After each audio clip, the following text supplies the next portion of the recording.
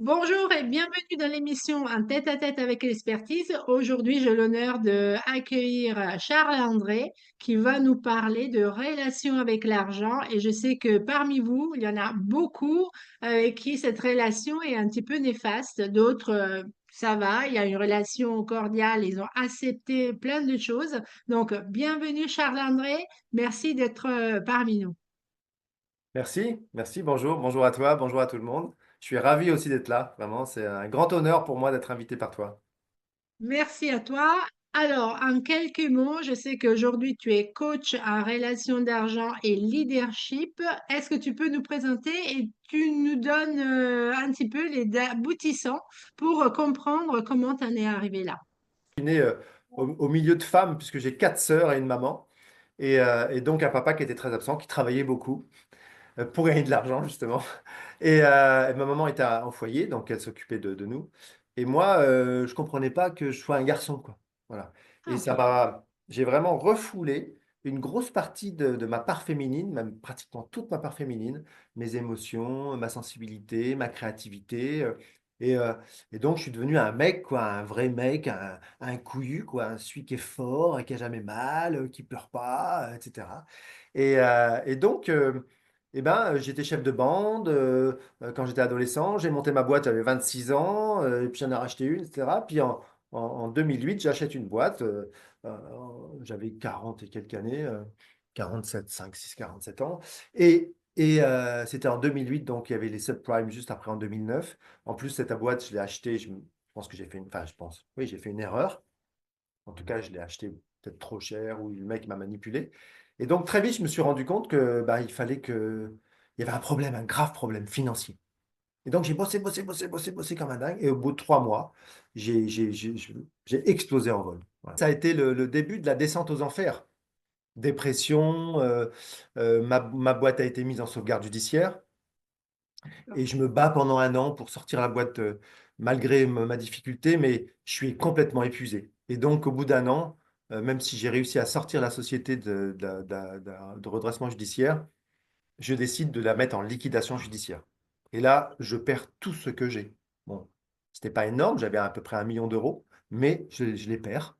Et en plus, le pire, c'est que comme j'avais signé des cautions personnelles pour les emprunts que j'avais fait Eh pour oui. l'entreprise, j'ai j'ai- j'ai dû, j'ai récupéré à peu près cinq cent mille euros de dette. Oui, vas-y.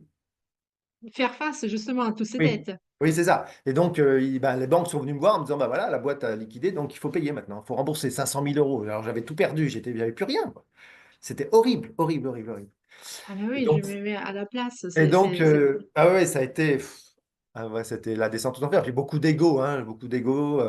Et petit à petit, beaucoup. je remonte la pente, en fait. Et puis, j'ai mis à peu près une petite dizaine d'années à remonter vraiment, vraiment comme il faut la pente. Mais ce que je peux dire, c'est que pendant 3 ans, j'étais SDF. J'avais ma 307, ma vieille 307 avec toutes mes affaires dedans. Et j'ai dû déménager 17 fois. euh, D'accord. Parce que j'avais pas de résidence principale, parce que je me séparais de ma compagne, parce que voilà, etc. Et Donc, la vie entrepreneuriale, elle cesse à ce moment-là.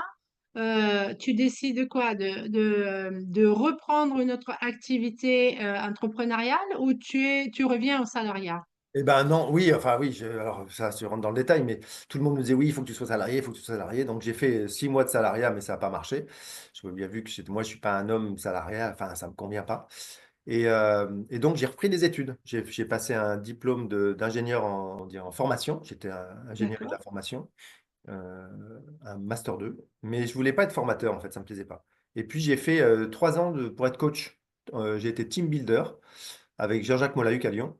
Et ça m'a permis de découvrir le monde que je voulais toujours être, en fait. J'aime le coaching, j'aime accompagner les chefs d'entreprise, j'aime le monde de l'entreprise, je suis un homme d'entreprise. Mais je me développais pas, en fait, parce que j'avais cette épée de Damoclès. En fait, j'avais peur qu'on me prenne l'argent que je gagne, puisque Ah, ok. j'étais endetté. Tu vois. Eh oui. Et en fait, mon mentor, il m'a dit, mais il faut que tu rencontres Christian Junot. Et j'ai rencontré Christian Junot, j'ai fait une formation avec lui et ça m'a tellement plu. Christian Junot, c'est l'expert de la relation à l'argent formé par Peter Koenig, hein. Peter Koenig, c'est celui qui a créé l'approche ce qu'on appelle PKS, Peter Koenig System, sur le travail sur la relation à l'argent. Et moi, ça m'a transformé profondément, alors que j'avais fait de la psycho, de la psychiatrie, etc. J'avais beaucoup, beaucoup, beaucoup bossé sur moi. D'ailleurs, c'est ce qui m'a tenu en vie, parce que sinon je serais mort, hein. Si j'avais fait parler que mon ego, ben, j'étais plus rien. Sans argent, j'étais plus rien, puisque ma vie, c'était chef d'entreprise, argent. J'étais plus chef d'entreprise, plus d'argent, plus rien. Et donc, grâce à mon développement personnel, j'ai réussi à m'en sortir. Mais le travail sur la relation à l'argent a été chercher des choses encore plus profondes que je ne pensais pas. Ah, j'ai fait, oh. Et ça m'a tellement Donc, plu c'est, que je me suis donc c'est, formé. Allez, oui, vas-y. oui, non, non, non, mais donc tu t'es formé. Donc, si je comprends bien, tu as ta société, tu es au top, 1 million d'euros, tu as une société, tout s'écoule. Tu perds tout. Tu perds aussi ton identité puisque tu n'es plus chef d'entreprise, mais tu as aussi cette relation à l'argent et l'argent n'y est plus. Donc, le teneur de vie, l'entourage, enfin, il y a tout qui s'écoule, hein. C'est cool. Tu deviens SDF, Puis alors, malheureusement. Et ouais, puis puis, en France, en fait, on n'a pas le droit de l'échec. L'échec, exact. un chef d'entreprise qui liquide sa société, il est banni. C'est une Et merde. oui. Pour être, D'ailleurs, ça me fait penser, tu sais, à un moment donné de ma carrière professionnelle entrepreneuriale, j'entends, il y a une phrase que j'ai entendue par un coach qui est aujourd'hui très reconnu, David Laroche, qui disait aux États-Unis, justement pour faire le parallèle entre les cultures et la relation à l'argent entre les pays, les différents pays, aux États-Unis, quelqu'un qui échoue, qui fait faillite, qui fait une liquidation judiciaire, etc., eh bien, il est repéré par les sociétés parce que lui, il sait ce qu'il faut pas faire. Lui, il est Exact. inspirant. Merci de me le dire parce que justement, c'est vraiment, moi j'ai été aux États-Unis et vraiment c'est une grosse différence. Après, les États-Unis, ils ont des délires aussi hein, sur l'argent. Quand on se présente, on ne dit pas je m'appelle Charles-André Haro, on dit je pèse 500 000 euros, tu vois. C'est comme ça qu'on se D'accord. présente, quoi.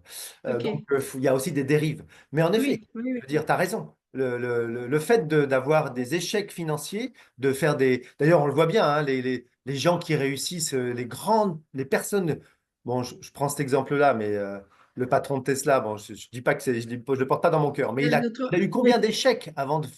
Deux, bien trois sûr. échecs. Donc, oui, aux États-Unis, c'est reconnu et on va chercher cette personne-là parce que tu as vécu ça et donc tu vas pouvoir expliquer aux gens où toi-même tu as pu rebondir, quoi. C'est ça qui est fort. Exact. Et en France, Exact. non. En France, on t'écrase. T'es une Et merde, t'es ouais. rien, t'es plus Il y a, rien. Voilà. Et ça, c'est je horrible. dis, il y a Horrible. France. Moi, je suis italienne. Je pense qu'en Italie aussi, et pour l'avoir vécu directement et indirectement, il y a aussi ces cultures où, lorsque l'entreprise n'est plus viable, lorsqu'on a un échec entrepreneurial, eh bien, on est un petit peu banni. Et plus on a cette épée sur la tête, plus on sombre. Du coup, c'est très C'est ça. difficile de C'est remonter. Mais ça. ce que je trouve dans ton histoire très percutant et inspirant, c'est que tu décides, OK, le salariat, on sait que quand on est entrepreneur tourné au salariat, on est un petit peu trop étriqué dans ce moule, donc on a difficulté à y rester. Mais ce que je trouve super, c'est que tu décides de remonter la pente en te formant, en allant chercher d'autres compétences pour rebondir et peut-être t'aider grâce à des formations qui vont être plus sur le développement personnel et aller chercher pourquoi ça réussit pas. Finalement, tu avais réussi et puis là, finalement, il y a un truc qui bloque et qui coince et tu vas chercher le pourquoi du comment. C'est Est-ce ça. que tu peux nous en parler un petit peu plus de cette formation que tu as donc entrepris? Et Oui, oui, oui. je pense que c'est grâce à ça qu'aujourd'hui tu fais ce métier. Oui, oui, oui, bah bien sûr, bien sûr. En fait, je crois que moi, ce que je dis souvent, c'est essayons de se connecter avec ce qui est bon pour nous et là où on est les meilleurs. Souvent, nous, on était à l'école et on disait, là, il faut que tu t'améliores avec le stylo rouge. Moi, je pense qu'aujourd'hui, il faut le stylo vert. Là, t'es bon, vas-y, c'est là que tu dois aller parce que là, c'est là que t'es bon. Et donc, vraiment, moi, j'avais découvert que quand je me suis cassé la gueule, que j'avais écrasé, comme j'ai dit, toutes mes émotions, ma créativité. Et je me suis reconnecté avec ça, en fait, là, avec ma part féminine. Et ça, pour moi, moi, je suis un pur produit du monde patriarcal, tu vois. Je suis blanc, je suis cisgenre, je suis né dans une bonne famille catholique, avec de l'argent. Tu vois, je suis vraiment le pur produit du monde patriarcal. Et je vois bien que les hommes qui ont mon âge, entre 40 et 70 ans, ils sont un peu comme moi. Et c'est difficile de s'en sortir. Et donc, j'ai envie de vous dire, ouais, se reconnecter à toutes ces parts à qui on est. D'ailleurs, sur le travail sur la relation à l'argent, on va en parler après tout à l'heure, mais il y a vraiment quelque chose de ça. C'est de se reconnecter corporellement à qu'est-ce qui me fait vibrer. C'est quoi qui me fait du bien? Si tous les jours je vais au boulot avec la boule au ventre, c'est pas OK. Même si on a besoin d'argent, évidemment, pour pouvoir payer ses factures. Mais c'est pas pour ça qu'il faut aller se bouffer la rate pour aller gagner de l'argent. Voilà. Et j'ai envie de finir, moi, par rapport à mon histoire, de dire qu'aujourd'hui, pour moi, l'argent, c'est vraiment, pour moi, j'ai envie de dire, l'argent, c'est amour. L'argent est amour. Grâce à l'argent, on peut transformer le monde et on peut se transformer aussi soi. C'est pas l'argent roi, attention, hein. Je dis l'argent est amour parce que l'amour est partout et que, en fait, tout le travail sur la relation à l'argent, c'est remettre l'argent à sa place. Parce que souvent, on lui a donné du pouvoir qu'il n'a pas. Style, l'argent, c'est la sécurité. Style, l'argent, c'est le plaisir. Ou l'argent, c'est le mal ou les problèmes. Non, ça, il n'a pas ce pouvoir-là, l'argent. Donc, reprenons l'argent, mettons-le à sa place et donc utilisons l'argent pour faire le bien autour de nous. Et c'est ça qui est magique. Euh, Première question qui me vient à l'esprit, c'est comment toi, tu perçois la relation à l'argent et son impact vis-à-vis des dirigeants que tu peux accompagner, mais aussi, et c'est la différence, au niveau des employés. Parce que Oui. l'argent, comme je disais tout à l'heure, c'est une mesure et parfois les salariés, souvent même, sont confrontés à cette équation où mes compétences et mes connaissances, en tout cas le travail que je fournis dans une entreprise, est équivalent à un montant. Et donc, on se bloque là-dessus et presque son estime de soi, eh bien, elle a ce toit qui limite, on Oui. va Ce dire, que tu veux dire, c'est euh, que la valeur. ce que tu veux dire, c'est qu'en fait, on se donne une valeur financière de nous, c'est ça? Exact, Voilà. exact. Ouais, et ben, que ce soit en entrepreneuriat, un entrepreneur ou un grand entrepreneur, un grand chef d'entreprise. Moi, j'ai rencontré des grands chefs d'entreprise, mais ils se font la nique entre eux, excusez-moi le terme, mais pour voir qui fait son plus gros chiffre d'affaires. Ils font des millions, des milliards de chiffres d'affaires. Et en fait, c'est quoi leur but? C'est de voir qui a fait le plus gros chiffre d'affaires ou les... Donc, en fait, on se mesure, nous-mêmes, les salariés aussi, qui gagnent 1 500 euros, on se mesure à l'argent. Ce n'est pas du tout juste, en fait. On n'est pas de l'argent. C'est pas parce que je gagne 1 500 euros ou 1 million d'euros que je suis mieux ou moins bien. Ça n'a Tout rien à à fait. voir. C'est l'argent que je gagne et que j'ai décidé de gagner, que j'ai fait le choix. Excusez-moi pour ceux qui pensent qu'ils n'ont pas le choix. Je pense qu'on a quand même, malgré tout, tous un peu le choix à des moments donnés, quand même. Même si le déterminisme social, j'en suis conscient, attention, hein. Mais je pense que, voilà, on a le choix de réfléchir en tout cas et de se dire, je ne suis pas mon salaire, je ne suis pas mon chiffre d'affaires. Et donc là, on remet encore l'argent à sa place. Et qui je suis, moi? Je suis une belle personne, je sais faire ceci, je sais faire cela. J'ai des amis, j'ai des enfants, j'ai une famille, je suis célibataire, j'en sais rien, mais ça a de la valeur. Je sais faire ça, j'ai cette compétence-là. Et après, si j'arrive à vendre cette compétence pour faire du chiffre d'affaires, pour gagner de l'argent, c'est tout à fait OK. Tu vois, c'est Tout ça à la fait. différence. Et souvent, on dit, il faut savoir se vendre. Moi, j'ai été vendeur toute ma vie, hein, pratiquement. Et je vendais des piscines à une époque chez les particuliers. Je disais pas, je vais aller me vendre moi. Je me disais, je vais aller vendre une piscine. OK? Tout Alors, à c'est fait. sûr que quand je vendais pas, j'avais les boules. Mais je ne me remettais pas en question totalement sur ma capacité d'être Charles-André Haro. Non, j'étais chef d'entreprise, Charles-André Haro. Et la difficulté qu'on a chez les chefs d'entreprise, mais chez les salariés aussi, c'est cette peur. En fait, la peur de ne pas être au niveau, la peur de ne pas être reconnu à son niveau de salaire. Voilà. Ou alors on se dit, oh là là, mais si je gagne pas assez d'argent aussi, ou si par exemple je montre que bah, je suis dans l'échec, ou que je perds de l'argent, ou que je réussisse pas à gagner autant d'argent que j'avais prévu, surtout pour les chefs d'entreprise, le résultat, le bénéfice, eh ben, je me déconsidère moi-même. Voilà. Tout à fait. Quels sont les blocages les plus courants que tu as pu justement observer au sein des entrepreneurs par rapport à l'argent? Quand justement cette relation est, j'ai envie de te dire, on s'y identifie tellement dans cette mesure de l'argent, hein, l'argent qui génère mon entreprise, l'argent qui me met en avant aussi, qui peut me permettre aussi de me mettre en avant, répondre à mon ego avec une belle voiture, avec une maison, avec... Quels sont les blocages qui peuvent justement réduire? Il y en a énormément. Je pense que déjà, c'est la peur. Souvent, on est quand même conduit par nos peurs. D'accord. Et c'est OK quelque part. Et en même temps, il faut prendre conscience. Si j'ai peur de manquer, c'est souvent une des premières peurs qu'on a, et ben en fin de compte, je vais toujours être dans cette dimension de peur de manquer. Donc, je ne vais pas aller vers l'abondance. Et je vais avoir l'énergie de la peur de manquer. Et donc, les gens, mes clients vont le sentir, mon patron va le sentir. Et en fait, c'est un espace énergétique assez négatif de peur de Hmm, manquer. Alors que si je entièrement. me dis, OK, je vais gagner ce que je vais gagner, c'est pas un problème. Par contre, je regarde l'abondance autour de moi. J'ai une entreprise, j'ai un salaire, je suis plutôt heureux. Voilà, j'ai une famille, j'ai des amis, je suis pas malade, je suis en bonne santé, voilà. Ça, c'est de l'abondance. Et quand je suis connecté à mon abondance, je peux être capable de recevoir beaucoup d'argent comme de recevoir pas beaucoup d'argent. Ça me pose plus de problème. Et On va là, dire que notre banque intérieure, on va reprendre un petit peu la terminologie qui tourne autour de l'argent, notre banque intérieure de amour, estime de soi, abondance, mais qui soit dans la santé, dans la famille, voilà, dans les amis, d'avoir un toit, enfin, toutes les petites choses qui peuvent remplir notre compte personnel, notre banque intérieure, suffit à elle-même. Et donc, l'énergie qu'on dégage n'est plus liée à l'effet de avoir beaucoup d'argent ou en tout cas générer beaucoup de chiffre d'affaires.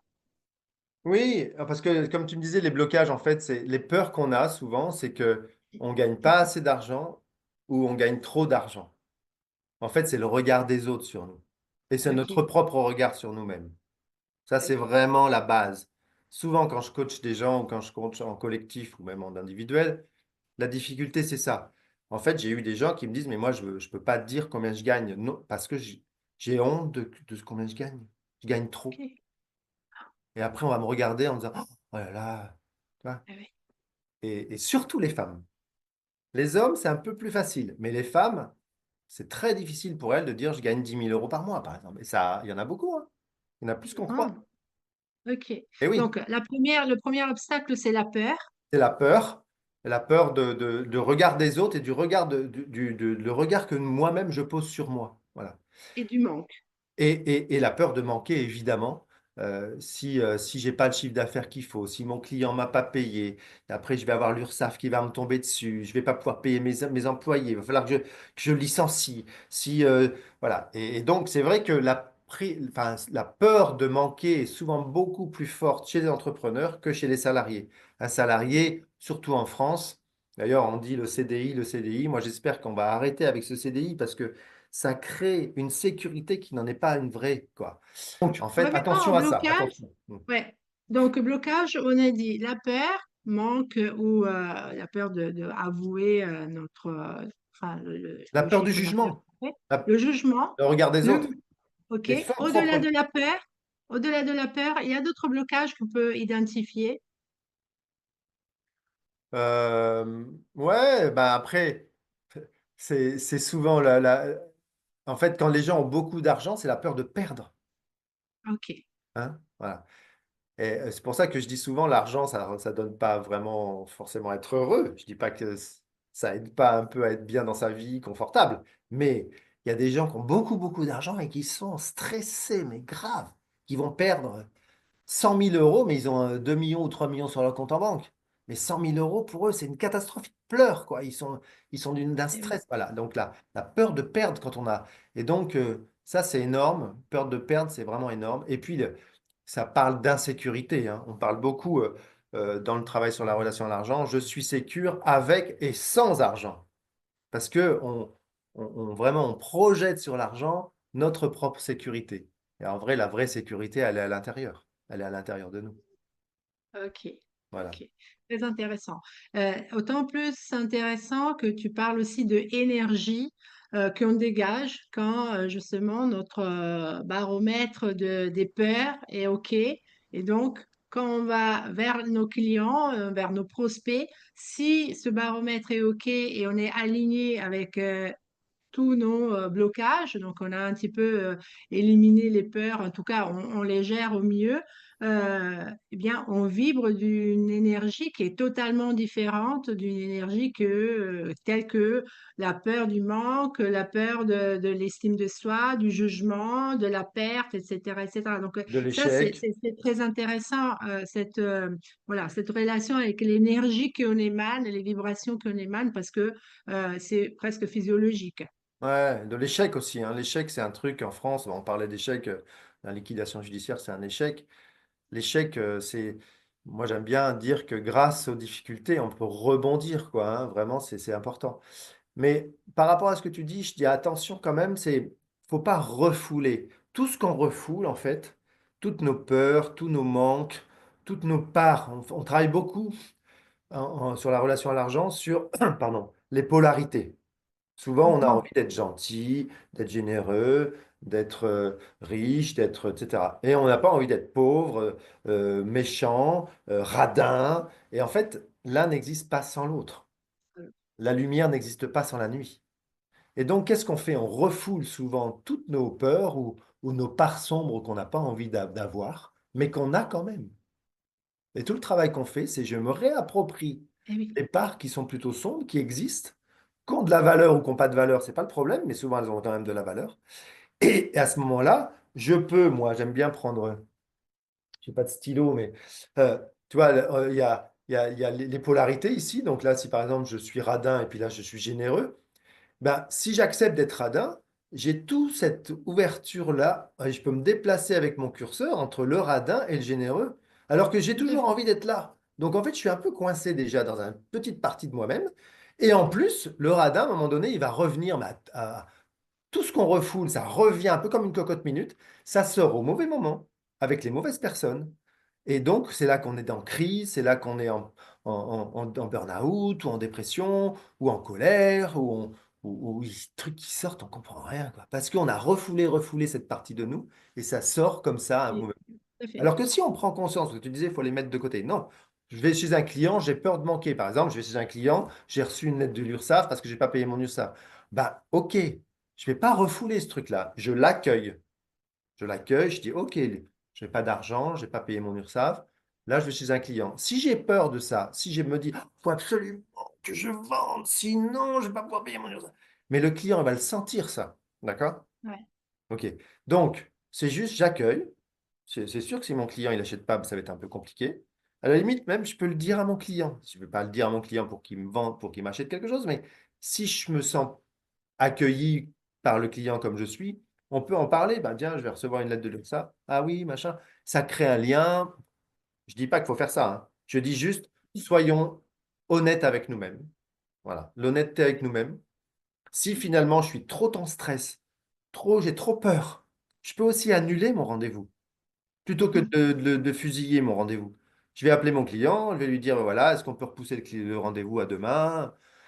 Tu vois, c'est vraiment ça, parce que souvent, la problématique qu'on a dans les entreprises, mais les chefs d'entreprise les premiers, hein, c'est qu'ils font toujours bonne figure.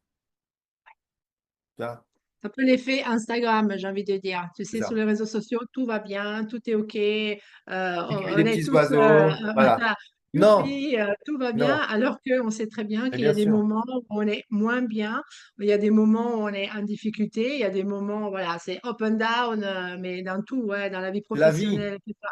Dans la vie, La c'est vie, la elle est. vie, c'est un mouvement, voilà, Voilà, tout on est à en fait, mouvement. tout à Et fait. ça, c'est important. Bien sûr, il faut être positif.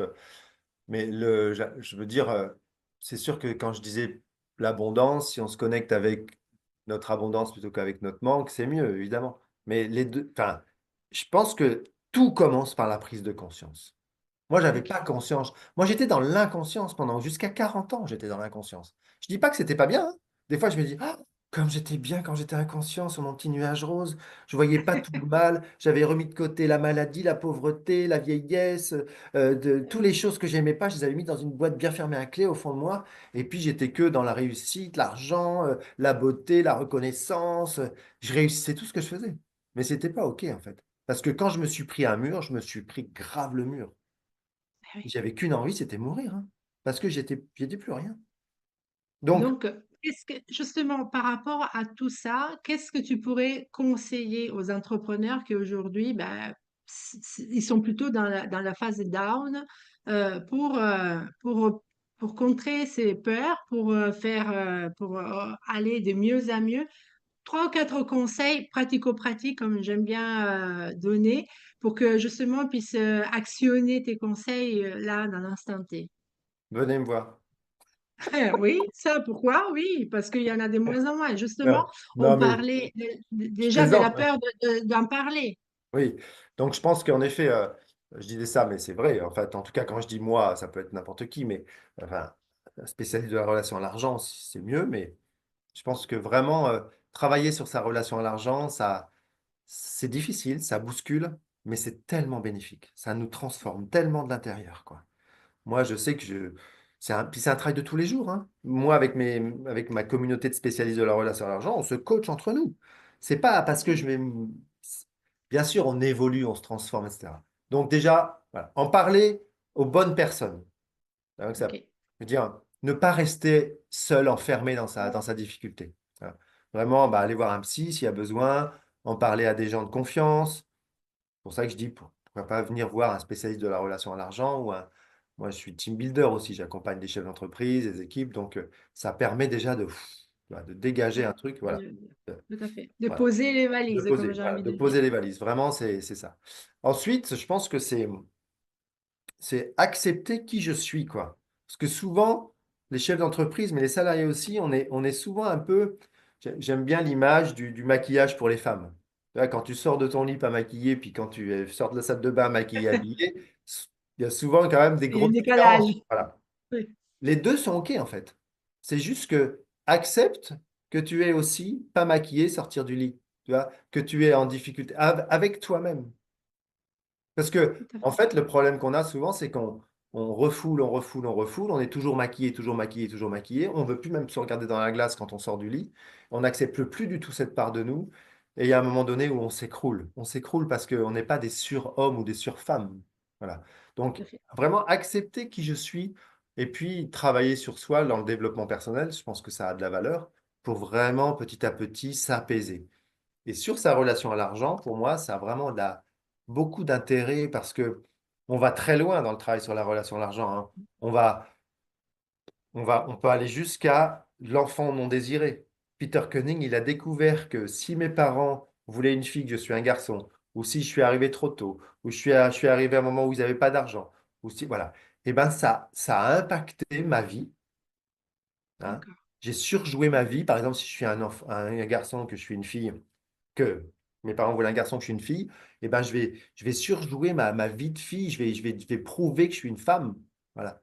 Et pas parce que j'ai pas été accepté. Je dis pas qu'il n'y a pas d'amour, hein. Les parents nous aiment Oui, oui, beaucoup. oui, Et après, quand on leur dit ça, on dit, mais non, mais c'est pas vrai, tout ça. Mais si, au départ, tu voulais un garçon et je suis une fille, quoi. Oui, c'est vrai ça. OK. oui. Donc, et ça travaille, ça impacte notre relation à l'argent. Ça OK. impacte notre. Parce Donc, que ça va énorme, ça va loin hein, dans mais l'histoire oui, mais oui, de l'argent. mais c'est pour ça que l'argent est assez. En fait, l'argent, c'est une porte qui nous permet d'en rentrer chez nous à l'intérieur. C'est vraiment la porte d'accès à des endroits qu'on a refoulés, qu'on n'accepte pas de nous. OK. D'accord? Et, et c'est pourquoi l'argent, c'est intéressant. Parce que l'argent, il est partout dans notre vie, tout le temps. Il y a pas un moment de ma vie de tous les jours où je dépense pas de l'argent, où j'en reçois pas. Bien sûr. Même si je suis à la retraite, même si je suis SDF, je veux dire, en plus, peut-être l'argent est encore plus important quand je suis SDF parce que j'en ai vraiment besoin et je tends la main dans la rue, etc. Donc, pourquoi travailler sa relation à l'argent? Parce que l'argent, la manière dont je suis avec l'argent, la manière dont je relationne avec l'argent, euh, c'est la source de mon comportement de tous les jours, OK. avec mes amis, avec ma maison, avec moi-même, avec mes enfants, avec mon patron. Voilà. Et c'est une image, en fait. Voilà. Et c'est vachement intéressant parce que ça nous permet d'aller, ah ouais, putain, je suis comme ça parce que ceci, parce que cela. Ça permet de comprendre, mais malgré tout le travail sur la relation à l'argent, c'est un travail corporel. Parce que l'esprit et le mental, ils nous racontent toujours des histoires. C'est les histoires qu'on se raconte. D'accord? Et le corporel, quand je réfléchis à ça, quand je dis, si j'ai pas d'argent, si par exemple, il y a des gens qui me disent, moi, il me faut 5 000 € sur mon compte. En dessous de 5 000 €, je suis paniqué. D'accord. Voilà. Bon, ben, qu'est-ce que ça fait quand je suis dans mon corps? Qu'est-ce qui se passe dans mon corps? Et on travaille beaucoup sur le corporel. Eh Ensuite, oui. voilà. Donc ça, c'est vraiment important de la prise de conscience. Tout commence par la prise de conscience. Et accepter qui je suis par la prise de conscience, c'est pas facile, je vous assure, hein. Ah oui, Quand c'est je un fais, travail. quand je fais faire une phrase à quelqu'un en disant, voilà, je suis radin et c'est OK, ou je suis radine et c'est OK, gloup, des fois, ça sort pas. Moi, j'ai eu l'occasion d'être avec une femme que j'ai accompagnée en collectif et en individuel, et je lui disais, je suis incompétente. Elle ne pouvait pas sortir ça. Et l'incompétence a Ah, de la valeur. Heureusement que je suis incompétent pour réparer ma voiture, par exemple, et que si je veux absolument réparer ma voiture, je ne vais pas y arriver, quoi. Voilà. Donc, mon incompétence, elle a de la valeur. Mais toute sa vie, il fallait qu'elle soit bonne. À l'école, elle était super bonne. Elle a tous ses examens, elle a eu mention. Donc, pour elle, et donc, elle avançait pas parce qu'elle voulait tout le temps compétente. Elle ramait, elle ramait, elle ramait. Et je vous assure que depuis qu'elle a réussi à sortir ça et à travailler son incompétence, et donc à ouvrir son champ des possibles entre la compétente et la compétence, il y a tellement d'espace. Mais aujourd'hui, mais elle cartonne sur les réseaux, elle gagne de l'argent, elle a monté sa boîte. Enfin, c'est incroyable. Ça a été une révolution pour elle. c'est intéressant ce que tu dis. L'argent ou la relation avec l'argent peut bloquer notre développement du business inconsciemment. Ah, mais complètement. Complètement. Mais complètement. Elle ne savait pas que c'était ça. Quand elle a vu Oui, qu'elle n'arrivait pas à dire je suis incompétente et c'est OK, ça, sinon, je peux pas. C'est pas possible, je suis pas incompétente. C'était, voilà, toute sa vie, elle s'est dit, il faut que je sois compétente, il faut que je sois compétente, faut que je... Ça lui mettait un stress de dingue. Et quand tu lui as fait dire cette phrase, ça a été, et ça l'a libéré corporellement, ça a libéré son énergie corporelle, ça l'a changé, elle a été devenue, voilà, incroyable, c'était magique. Mais moi, je sais rien. Moi, quand j'accompagne les gens, je sais rien. C'est juste mon intuition. Je vais essayer des phrases, je vais essayer des techniques. On va voir ce que ça donne, tu vois. Mais oui, chacun de nous c'est les gens qui réagit décident. Voilà. différemment, tout à fait, Voilà. À tout vous à de fait. décider si vous avez envie de bosser sur vous ou pas. Basta, quoi. Et vous avez le droit de pas avoir envie. Tu vois. C'est pas grave. Tu vois, c'est pas. Alors, c'est pas grave, mais rester dans la souffrance ou Ouais, dans un mais. impasse trop long Non, mais c'est et sûr. se flageller en disant, parce que des fois, enfin, moi je parle pour moi et on verra que peut-être on faire un coaching en live, c'est aussi très intéressant pour les personnes qui sont en train de nous écouter. Je sais que des fois, je suis obstinée, voilà, je donne tout, j'ai fait, je suis dans le faire, faire, faire, et il n'y a rien qui se passe. Il n'y a Hmm. aucun, Hmm. ça perce pas. Il n'y a pas de retour sur les actions mises en place. Et à un moment donné, ça m'est déjà arrivé de dire, mais j'arrête tout, c'est pas possible. Il y a un truc, des fois je me dis, mais il y a un truc là-haut Hmm. voilà, qui me bloque, c'est pas possible. Parce que avec tant d'actions que je mets en place, il y a bien un truc un mur, je me confronte à un mur. Hmm. Donc c'est intéressant de me dire aujourd'hui, mais peut-être c'est une croyance que j'ai en moi qui fait que mon business décolle pas, quoi. Mais bien sûr. Ah, c'est une croyance. Si tu veux, il y a une question que j'aime bien poser dans les croyances, c'est quoi le bénéfice caché de rester dans cette situation? Tu vois. Hmm, C'est quoi mon bénéfice caché de rester dans cette situation? Moi, mon bénéfice caché de rester dans cette situation, c'était très clair. C'était que j'avais tellement peur que les banques viennent me prendre l'argent que je gagnais. Donc, je préférais ok, être caché, être dans mon RSA. J'avais rien qui était à mon nom. La voiture, c'était pas à mon nom. Tu vois, ok. c'était ça mon bénéfice caché. Je l'avais compris. Mais il y a des fois, on ne comprend pas. En fait, on dit, mais il n'y a pas de bénéfice caché, quoi. Et puis, la deuxième question, c'est Ça serait quoi la pire des choses qui m'arriverait si je cassais mon plafond de verre? Si par exemple je réussissais, parce que tu me disais, oui, je veux réussir à faire un truc, donc je travaille beaucoup. Ça serait quoi la pire des choses si je réussissais à décrocher des clients, par exemple, ou gagner 10 000 euros par mois, ou à décrocher un contrat d'un million d'euros? Je dis n'importe quoi, mais tu vois, des trucs un peu. Parce qu'il y en a tous des Ah, plafonds de verre. Tu vois, notre plafond de verre, voilà, si je fais déjà 100 000 euros de chiffre d'affaires par an, c'est bien, quoi, tu vois. Mais pourquoi tu ne ferais pas 200 000, 300 000? Ah non, non, mais ça. Donc ça, c'est un plafond de verre. Après, tu veux le casser ou pas, c'est pas le problème. Mais si ça te coince, si tu es coincé, comme tu dis, je travaille, il se passe rien. Donc ça, c'est la première des choses.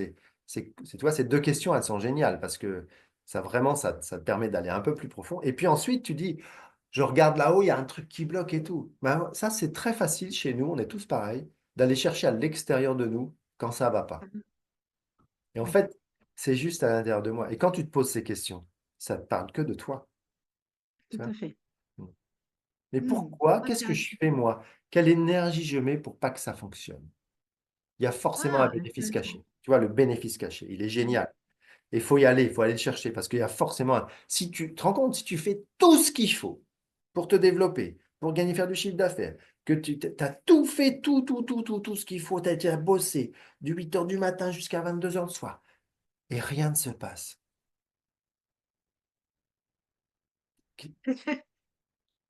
Et tu vas découvrir ton bénéfice caché. Ah ouais, peut-être que c'est, ah ouais, mais si je réussis beaucoup, que j'ai plein de clients, mon mari, je vais pas pouvoir m'occuper de lui parce qu'il est malade, par exemple. Je dis, sais Oui, rien, oui, je oui, dis n'importe quoi. bien Tu vois. sûr, bien sûr. Ou alors, je sais que si je gagne beaucoup d'argent, j'ai ma mère qui va me dire, ouais, bah, tu t'occupes plus, enfin, maintenant que tu as beaucoup Oui, d'argent, tu viens plus me voir. Enfin, tu vois, je ne sais pas ce qui se passe dans la tête de chacun, mais il y a un bénéfice caché.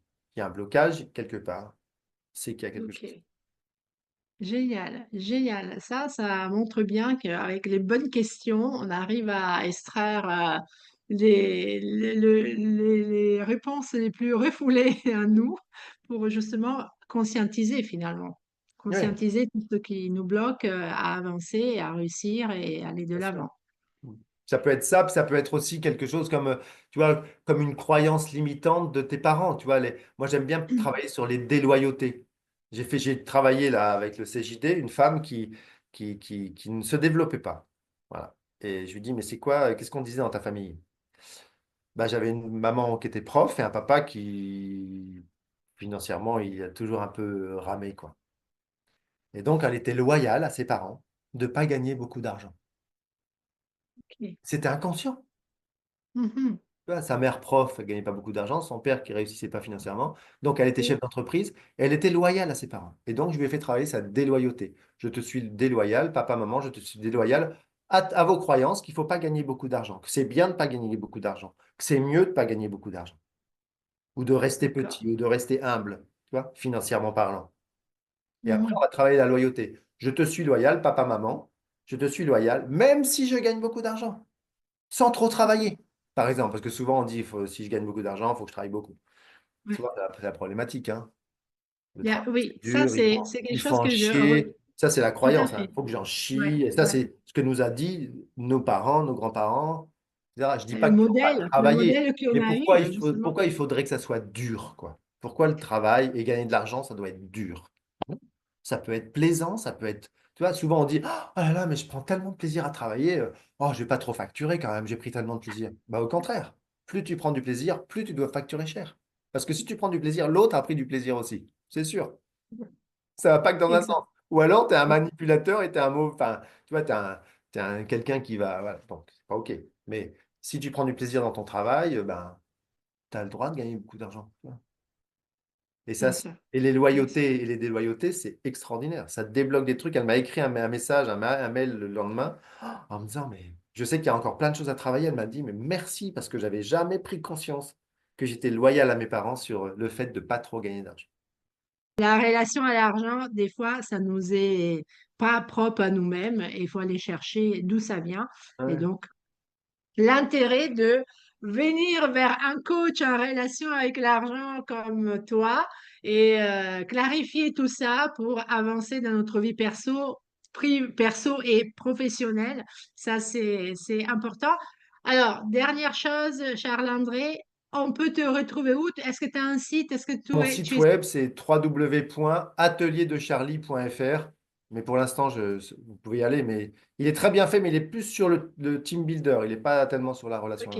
Les conférences, est-ce que tu fais des séances quoi, one-to-one? Tu fais des groupes? Comment Oui. ça se passe? Si on veut prendre un rendez-vous avec toi, parce que justement l'argent il nous bloque, et on sait aujourd'hui, grâce à cette interview, on a compris qu'il y a un travail à faire, et donc comment on peut accéder et qu'est-ce que tu proposes pour voilà, nous aider à résoudre cette relation un petit peu Hmm. fastidieuse. Alors, il y a pas mal de choses qu'on peut faire. Bah, déjà, appeler, enfin, si on m'appelle, moi, je réponds à mon téléphone ou envoyer un message écrit, hein. Donc là, tu peux laisser mon numéro de téléphone. Et, euh, Tout et donc, sera en bas de cette ouais, vidéo de toute façon. d'accord, très bien. Et en fait, je fais de l'individuel, mais j'organise aussi des ateliers de 2 jours. Mais là, Ok. c'est plus un investissement, hein. Euh, et puis, je travaille aussi beaucoup en distanciel. Donc Ok. là, j'ai plusieurs clients. Donc, on se met d'accord sur un contrat. Et donc, on travaille en distanciel et sur 3 ou 4 séances. Mais parfois, c'est suffisant, des fois pas suffisant. Des fois, déjà, une séance, c'est très bien. Mais bon, Mhm. généralement, je prévois quand même 2, 3 séances pour qu'on se connaisse un peu, qu'on mette l'espace sécurisé. Parce que plus on est en sécurité, plus on peut aller profondément en soi. Moi, je suis pas un Bien psy, sûr. attention, hein. Je travaille sur la relation à l'argent, je suis team builder, j'ai fait des études, bien sûr, là-dessus, mais s'il y a besoin de psy, je dirais. Si là, à ce sujet-là, ce serait bien que tu ailles voir un psy, quoi. Voilà. Donc, je fais ça. Là, je suis en train de mettre en place du travail en groupe en distanciel aussi D'accord. avec des gens qui ont envie de travailler. Je suis en train de lancer ça. Donc, pour l'instant, c'est un début. Mais si vous êtes intéressé, bah, venez à moi et dites-moi, moi, je suis intéressé. Donc, ce sera des petits groupes de 6 à 10 personnes derrière Mhm. l'écran. Et on va travailler pendant 3 mois, peut-être 1 ou 2 fois, 1 fois par semaine ou 2 fois par mois. Je vais voir un peu comment ça va se passer. d'1 heure à 1 heure et demie la séance, avec les effets miroirs, avec des travails en petites salles de Zoom à 2, à 3, etc. Donc, ça va être très sympa, ça. Super. Écoute, Jean-Charles, moi, je te remercie beaucoup de ton Charles-André, intervention. Je pense que le public aussi aura aimé cet échange. j'espère. Merci beaucoup. Et pour tous ceux qui ont écouté cette interview, likez-la et abonnez-vous à cette chaîne pour avoir d'autres interviews qui vont aider sûrement avec votre parcours d'entrepreneurial, mais pas que.